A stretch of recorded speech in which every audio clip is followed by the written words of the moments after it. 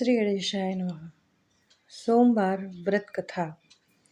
एक साहूकार बहुत अमीर था। उसके पास धन की कोई कमी नहीं थी। साहूकार के पास सभी सुख और ऐश्वर्य के साधन थे, किंतु उसको एक ही दुख था कि उसकी कोई औलाद नहीं थी। दिन रात वह इसी चिंता में लगा रहता और वह पुत्र पाने के लिए हर सोमवार को भगवान चंद्रदेव व शिव जी की पूजा करता व व्रत रखता था।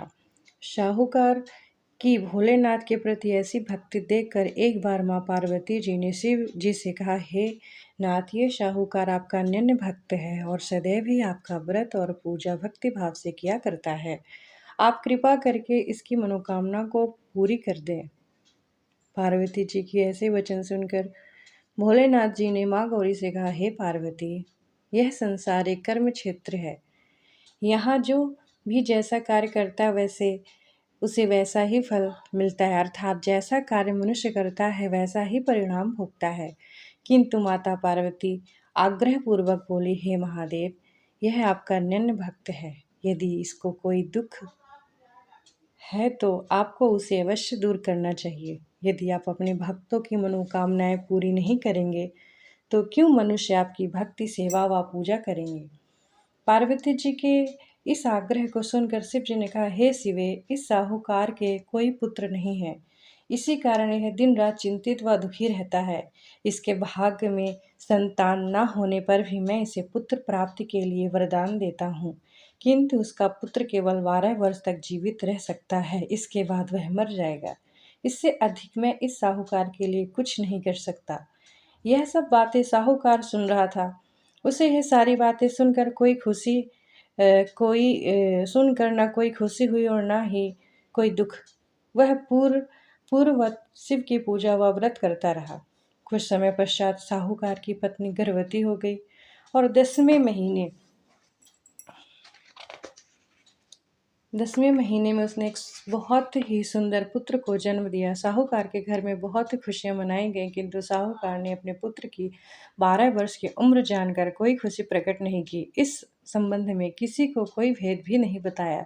वह बालक धीरे धीरे बड़ा होने लगा। जब वह बालक 11 साल का हो गया तो बालक की माता ने साहूकार से उसके विवाह के लिए कहा, किंतु साहूकार ने कहा कि मैं इसे काशी जी पढ़ने भेजूंगा। साहूकार ने अपने साले को बुलाकर कहा कि तुम इस बालक को काशी पढ़ाने ले जाओ और इसे विधिवत शिक्षा ग्रहण कराओ। साहूकार ने उसको बहुत सा धन देकर कहा, रास्ते में जहाँ भी ठहरो वहाँ यज्ञ और ब्राह्मणों को भोजन कराते जाना। इस प्रकार वह दोनों मामा भांजे रास्ते में यज्ञ करते, दान देते और ब्राह्मणों को भोजन कराते जा रहे थे। रास्ते में एक शहर पड़ा।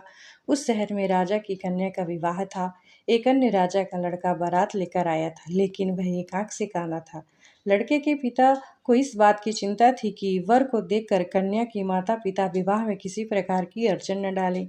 इसी कारण जब उन्होंने साहूकार के अति सुंदर बेटे को देखा तो उनके मन में विचार आया कि क्यों न इस लड़के से विवाह का कार्य पूर्ण करा लिया जाए। यह विचार कर उसने लड़के और उसके मामा को कहा,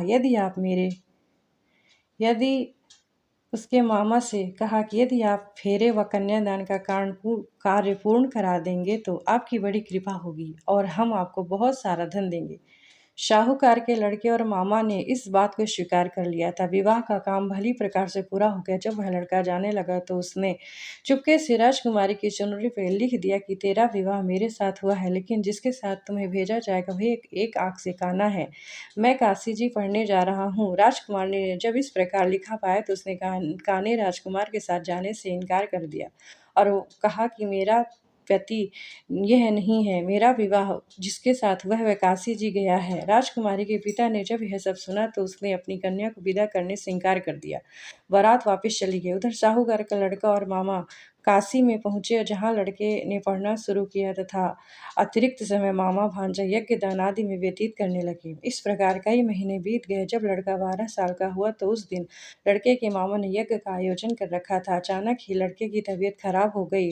लड़के के मामा ने कहा कि अंदर जाकर सो जाओ। लड़का अंदर जाकर सो गया। थोड़ी देर पश्चात लड़का मर गया। जब लड़के के मामा ने देखा कि वह मर गया है तो बहुत दुखी हुआ। उसने सोचा कि मैं पहले यज्ञ पूरा कर लूं तब कुछ सोचूंगा। लड़के के मामा ने यज्ञ पूरा किया और फिर रोना प्रारंभ कर दिया।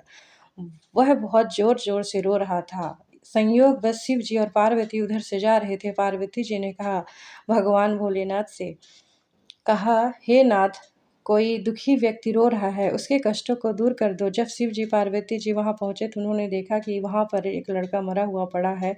तब पार्वती ने देखते ही लड़के को पहचान लिया। पार्वती जी ने लड़के के मरने का कारण पूछा तो भोलेनाथ ने बताया कि हे गौरी, इस लड़के की आयु इतनी ही थी, ये अपनी आयु पूरा कर चुका है। तब पार्वती जी ने विनम्रतापूर्वक कहा, महाराज कृपा करके आप इस लड़के को जीवित कर दीजिए, नहीं तो इसके माता-पिता इसके वियोग से तड़प-तड़प कर जान दे देंगे।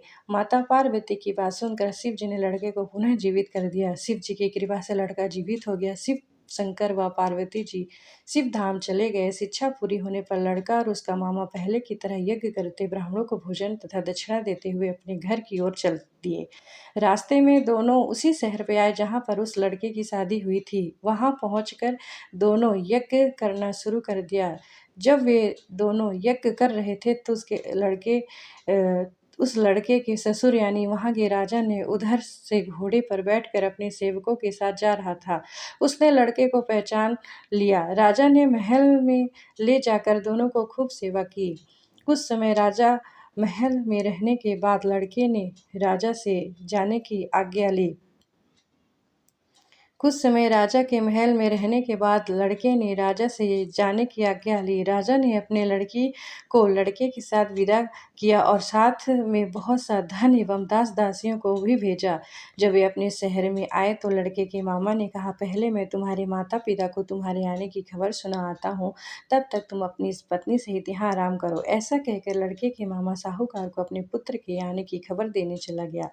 घर आकर उसने देखा कि उसके बहन और बहनोई छत पर बैठे हुए हैं और उन्होंने प्रण कर रखा है कि यदि उनका बेटा जीवित लौट आया तो वह छत से नीचे उतर आएंगे, नहीं तो छत से कूदकर अपने प्राण त्याग देंगे। लड़के के मामा ने जब यह समाचार सुना लड़के के मामा ने जब यह समाचार उन्हें सुनाया कि उनका लड़का जीवित लौट आया है, उन्हें विश्वास नहीं हुआ। तब लड़के के मामा ने शपथ खाकर कहा कि आपका पुत्र अपनी स्त्री और बहुत सा धन और दास-दासियों सहित घर आया है। तब साहूकार उसकी पत्नी छत से नीचे उतर आए और प्रसन्नता के साथ अपने बेटे और बहू का स्वागत किया। सभी प्रसन्नता के साथ रहने लगे। इस प्रकार भक्ति भाव से जो भी प्राणी सोमवार के व्रत का पालन करता है तथा प्रेम पूर्वक इस कथा को सुनता है या पढ़ता है तो उसके सभी कष्ट दूर होते हैं, सारी मनोकामना पूर्ण होती हैं और इस लोक में सभी सुख सुविधाओं को भोग कर अंत में उसे शिवलोक की प्राप्ति होती है। इस प्रकार सोमवार के व्रत को 16 सोमवार तक करें, फिर उद्यापन करें। इस व्रत के प्रभाव से मानवों को सभी प्रकार के सुखों की प्राप्ति होती है। विशेष महत्व इस व्रत के बारे में कहा गया है कि ग्रहणादि में जप, ध्यान, हवन, उपासना, दान आदि सत कार्य करने से जो फल मिलता है वही फल सोमवार के व्रत से मिलता है। श्रावण में केदारनाथ का ब्रह्म कमल से पूजन, दर्शन, अर्चन तथा केदार क्षेत्र में निवास का विशेष महत्व है। इससे भगवान शंकर की प्रसन्नता और शिव की कृपा प्राप्ति होती है।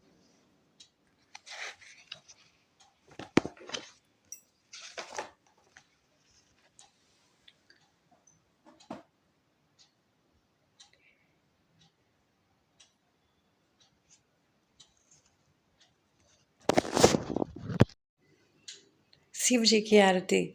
जय शिव ओंकारा, हर जय शिव ओंकारा, ब्रह्मा विष्णु सदा शिव हर धांगी धारा। जय शिव ओंकारा, एकानन चतुरानन पंचानन राजे, हंसासन गरुड़ासन वृषवाहन साजे। जय शिव ओंकारा, दो भुज चार चतुर्भुज, 10 भुज ते सोहे, त्रिगुण रूप निरखता त्रिभुवन जन मोहे। जय शिव ओंकारा, अक्षमाला वन्यमाला मुंडमाला धारी, चंदन मृग मद सोहे भाले शशिधारी। जय शिव ओंकारा, श्वेतांबर पीतांबर बाघांबर अंगे, शनकादिक गरुणादिक भूतादिक शंगे।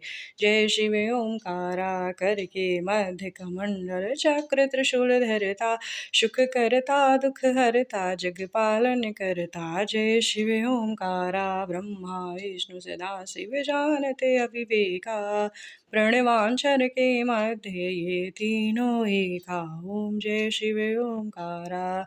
त्रिगुण स्वामी जी की आरती जो कोई नर गावे, कहत शिवानंद स्वामी सुख संपत्ति पावे। जय शिव ओंकारा, जय शिव ओंकारा। स्वामी जय शिव ओंकारा। ब्रह्मा विष्णु सदा शिव अर्धांगी धारा। जय शिव ओंकारा।